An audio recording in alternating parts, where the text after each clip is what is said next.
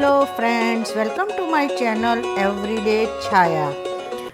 આજે આપણે બનાવીશું વ્રત કે ઉપવાસમાં ખાઈ શકાય એવી ફરાળી ભાખરી તેમજ ફરાળી એવું રસાવાળું બટાકાનું શાક. તો ચાલો શરૂ કરીએ. આ ભાખરી બનાવવા માટે મેં ફરાળી લોટ જે તૈયાર આવે છે એનો ઉપયોગ કર્યો છે. આપણે એમાં થોડા મસાલા કરી લઈએ. તો એમાં મેં આદુ મરચાંની લગભગ 1 મોટી ચમચી જેટલી પેસ્ટ ઉમેરી છે. અને જો તમે ઉપવાસમાં હળદર ખાતા હોય તો ચપટી હળદર અને લાલ મરચાંનો પાવડર ઉમેરી લેવો. ટેસ્ટ પ્રમાણે સિંધો મીઠું ઉમેરી લેવું. અને મેં અહીં શેકેલા સિંગદાણાનો પાવડર ઉમેર્યો છે. થોડા એવા મેં એમાં લીલા ધાણા ઉમેરી લીધા છે. અને મેં પહેલેથી જ બટાકાને બાફીને રાખ્યો હતો. તો મેં એમાં એક મીડિયમ સાઇઝનો અડધો એવો બટાકો હતો તેને છીણી લીધો છે. તમે બટાકાની ક્વોન્ટિટી તમારા લોટની ક્વોન્ટિટી પ્રમાણે તમારે છીણવું. અને હવે આપણે એમાં થોડો મરીનો પાવડર ઉમેરી લઈશું જેથી એનો ટેસ્ટ ખૂબ સરસ આવશે મરીથી. અને થોડા એવા તલ ઉમેરી લઈશું. હવે આપણે એમાં થોડી એવી ખાંડ ઉમેરી લઈશું. અને ખાંડને બેલેન્સ કરવા માટે લગભગ અડધી ચમચી જેટલો આપણે એમાં લીંબુનો રસ ઉમેરી અને બધું બરાબર મિક્સ કરી લઈશું.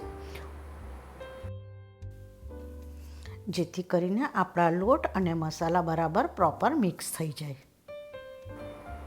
હવે આપણે થોડું થોડું પાણી છાંટતા જઈએ અને એનો આપણે લોટ જેવો બાંધી લઈશું.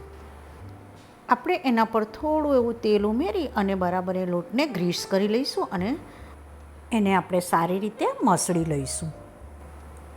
આપણે હવે એને ઇક્વલ પાર્ટમાં ડિવાઈડ કરી અને એના લુવા બનાવી લઈશું. મારા અહીં નાના નાના એવા 6 લુવા તૈયાર થયા છે. આપણે હવે એક લુવો લઈ અને જે ફરાળી લોટ છે એમાં આવી રીતે એને રગડોળી લઈશું. અને આપણે ભાખરી વણતા હોય એવી રીતે ધીમે હાથે એને વણી લઈશું. એકદમ સરસ રીતે વણાઈ જશે. જો તમને થોડી કિનારીઓ ફાટેલી લાગે તો તમે કોઈક ઢાંકણ વડે એને કટ કરી શકો. હવે આપણે એક તવીને ગરમ થવા દઈશું અને એના પર મેં ઘી લગાવ્યું છે થોડું. તમે તેલ પણ લગાવી શકો. આપણે એના પર ભાખરીને મૂકી દઈશું અને એકદમ મીડિયમ એવા ગેસ પર એને બંને સાઈડથી સારી રીતે શેકી લઈશું. મેં એને ઘીથી શેકી છે, તમે તેલનો ઉપયોગ પણ કરી શકો. આપણે એને થોડી ગોલ્ડન બ્રાઉન જેવી શેકીશું. આપણે આવી રીતે બધી જ ભાખરીઓને તૈયાર કરી લઈશું. આપણે ભાખરીને તોડીને જોઈશું તો એકદમ સોફ્ટ અને એકદમ સરસ આપણી ભાખરી થઈ છે.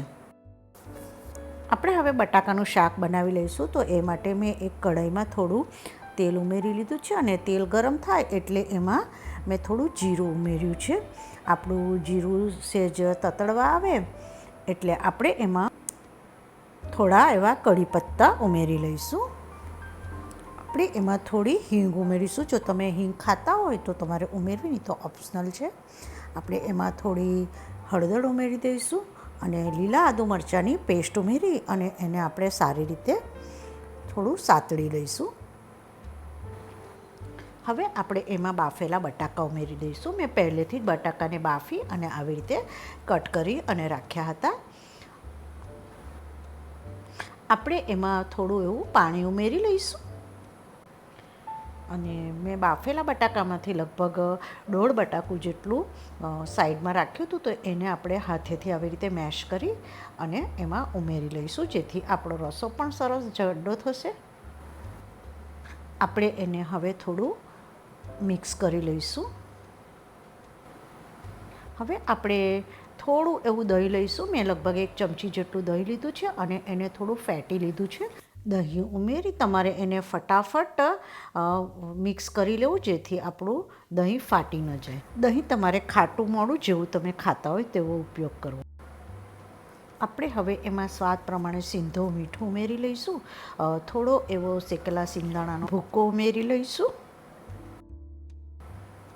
આપણે એમાં થોડી એવી દળેલી ખાંડ ઉમેરી દઈશું. તમે આખી પણ ઉમેરી શકો. અને મેં એમાં અડધી ચમચી જેટલું કલર માટે લાલ મરચું ઉમેર્યું છે. હવે આપણે થોડા લીલા ધાણા ઉમેરી લઈશું અને એને સારી રીતે આપણે હલાવી અને એને ઉકળવા દઈશું.